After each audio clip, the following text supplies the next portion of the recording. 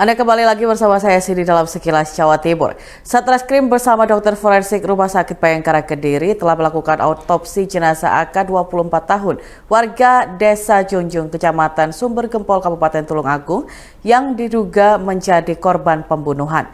Autopsi dilaksanakan di instalasi kedokteran forensik dan mediko-legal RSUD Dr. Iskak Tulungagung pada Senin 19 Desember 2022 malam. Sebelumnya diketahui AK ditemukan tewas di kamar rumahnya dan ditemukan luka tusukan di tubuhnya. Dan untuk info selengkapnya kini sudah terhubung bersama saya rekan David Yohanes. Selamat sore rekan David. Selamat sore Cindy. Baik, bisa dijelaskan bagaimana hasil otopsi dari jenazah AK? Ya, jadi memang otopsi dilakukan pada Senin malam kemarin sampai Selasa dini hari tadi.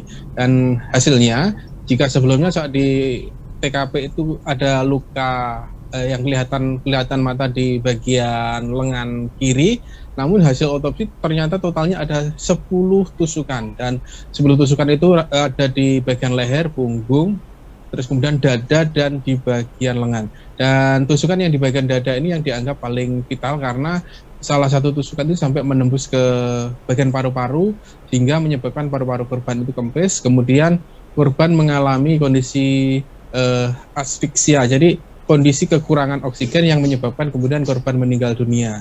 Demikian, Cindy. Baik, apakah sudah diketahui senjata yang digunakan pelaku saat melakukan aksinya?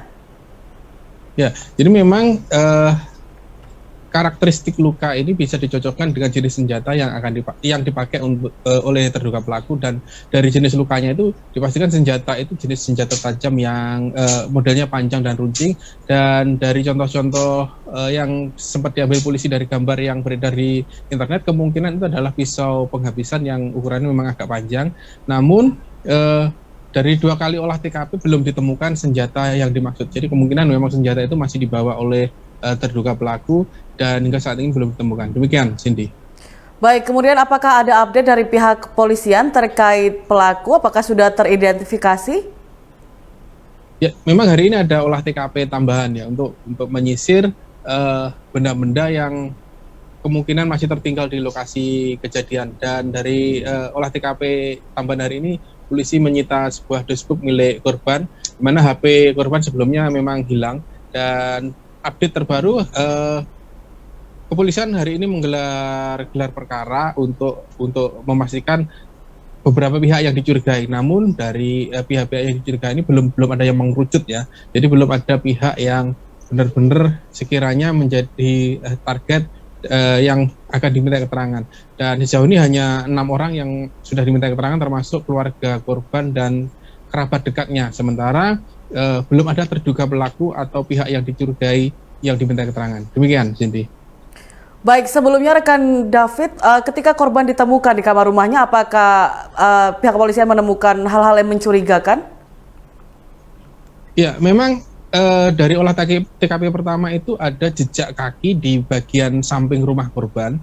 Kebetulan korban ini kan tinggal sendirian karena ayahnya tinggal di rumah sebelahnya, terpisah gitu. Dan jejak kaki ini kelihatan naik ke atas pagar sebelah timur rumah atau sebelah kirinya rumah.